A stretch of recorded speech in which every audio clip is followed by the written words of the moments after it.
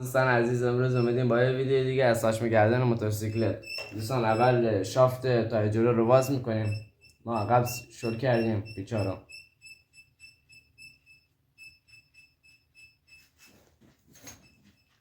خب باز میکنیم، یه دقیقه آروم میزنیم، شافت تای رو تکون میدیم، شافت در میره.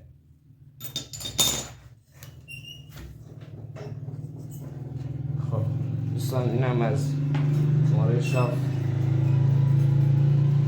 تای جلو رو کامل در میره. خب دوستان الان این رو در بیا بالا. خب دوستان این پیچه رو عقب ما شل کرد. این پیچه 32 رو هم باز میکنیم با 432 با بوکس. این از این. خب دوستان اینا رو میذاریم کنار. الان آروم کورپیو میکشیم بالا و سیما رو میذاریم گوشه. خب دوستان الان نوبت به کورپیو رو ساچ میگرده. یه دو پهلو بر میداریم.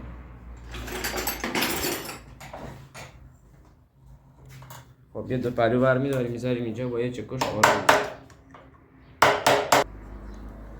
خیلی صفر دیگه با امور گفتی بازش کردیم. خب این موزار هم میذاریم کنار، آروم میگیریم کشیمش. خب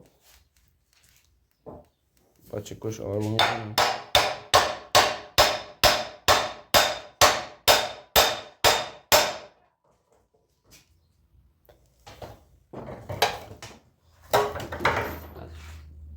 خب دوستان ما الان آوردیمش پایین، آروم تقه میزنیم میاریمش پایین با یه دو پهلو آروم میزنیم که در بیاد. ساچ میگردیم.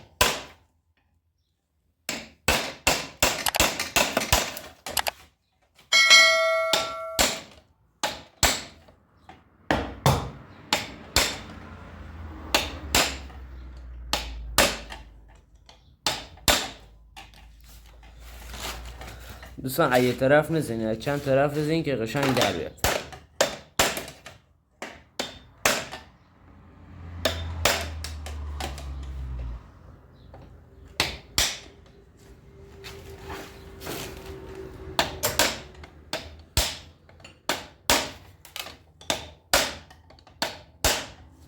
سعی نکنید کم کم داره میاد بالا.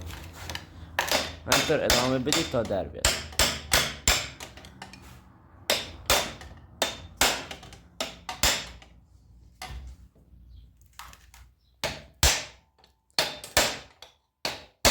کار سختی هم نیست، خیلی هم آسونه. ویدیو رو نگاه کنید، چند بار یاد میگیرید. خب دوستان حالا تعقیب میزنید، آروم میکشیمش بالا. چون نکن دوستان اینجا لبه داره، اینجا لبه داره، باید اینجا در بیاد که بکشیمش بالا. خب دوستان الان میایم بالا، با این کارمون انجام شد. یه شافت کنه میذارید. خب دوستان نگاه کنید، این کاسه رو در آوردیم. کاسه ساچمه میفته روش. شما ای گوشه شافت رو میذارید، تعقیب میزنید. دوستان دیدیم به این شکل. خب این هم از این. حالا دورش رو تمیز میکنیم که ساچمه گردن نو بندازیم. خب دوستان تعقیب میزنید، کاسه رو جا میندازید، قشنگ کاسه رو به کف برسه. یه طرف نزنید که ضربه بخوره زیاد، چند طرف مختلف.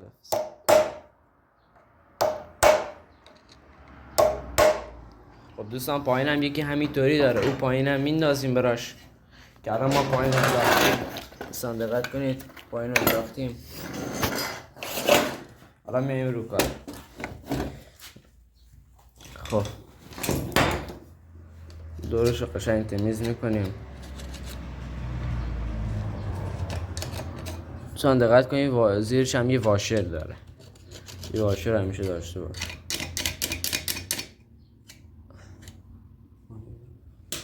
خب دوستان ما دو تا کاسه بزرگ و کوچیک داریم.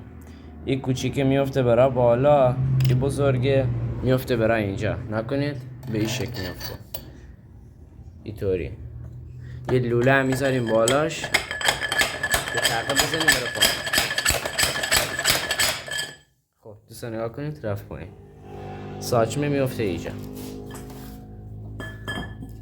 دوستان به این شکل نه، ایور بالا نیفته، ایور بالا بیفته. نگاه کنید ایور نه ایور. خب دوستان قشنگ گریس هم میزنیم بهش، همه طرفش گریس میزنیم.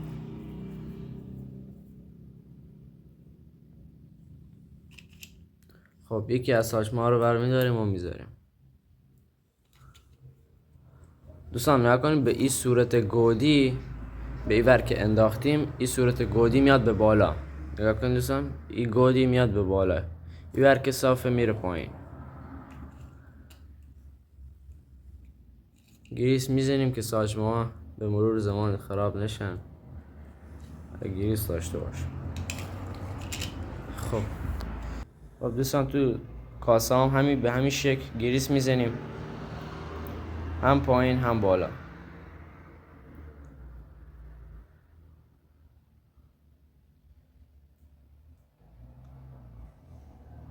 اگر ساچمه گردن گریس داشته باشه خراب میشه، همیشه باید گریس داشته باشه. خب دوستان نگاه کنید به این صورت گودی میفته به پایین، صورت صاف میاد به بالا.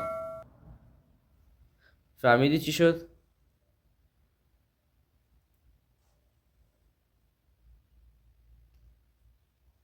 گریس قشنگ میزنیم رو ساچمه ها.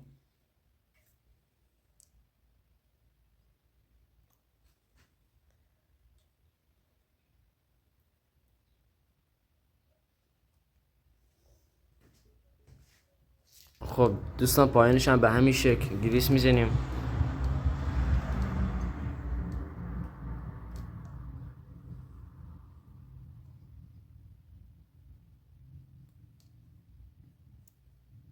تا جایی که جا داره گریس بزنید.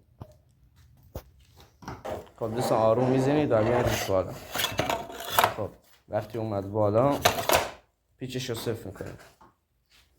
یه کاسه بزرگ هم داره، مثلا نگاه کنید طوری به این شکل. دوستان ما این پیچش هم میبندیم.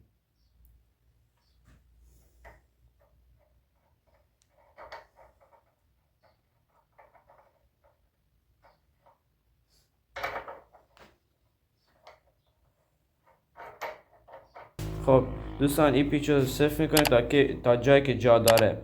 کمک‌های جلوی رو یکم تکون میدین. اگه دیدین لغی نداشت خود دیگه اوکیه، اگه دیدین لغی داشت باز صفر کنید. اگر این خیلی زیاد صفر کنین باعث میشه که ساچمه ها بشکنه. خب الان دو تا واشر گوشواره هم میذاریم بالا. خب کرپی هم الان میذاریم روش. خب این هم از کرپی فرمون، سیماشو میدیم داخل، قشنگ جاش میزنیم. خب دوستان کرپی که گذاشتیم این دو تا پیچا رو صفر میکنیم. خب این پیچو میبندیم، پیچ وسطو.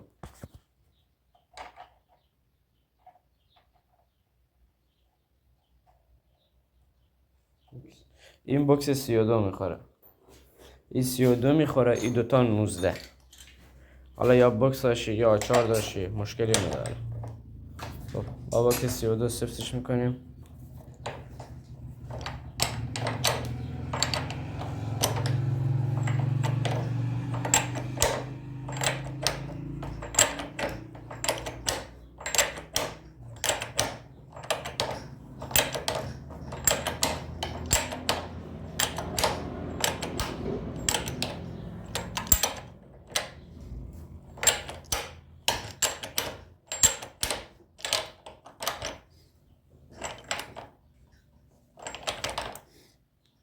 خب دوستان تا جایی که جا داره زور بسینید از صفر کنید. خب یعنی صفر شد. اگه اول دیدید فرمونتون زیاد سفته یکم اون پیچ رو شلتر کنید و فرمون رو تکون بدید تا یکم گریس به ساچمه ها بخوره و نرم بشه. خب اینا هم با آچار 19 صفر میکنیم.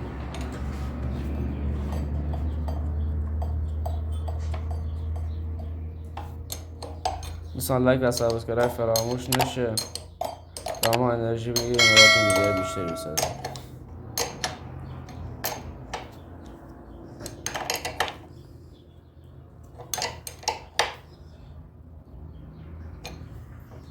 خب دوستان اینم از این کارمون تمام.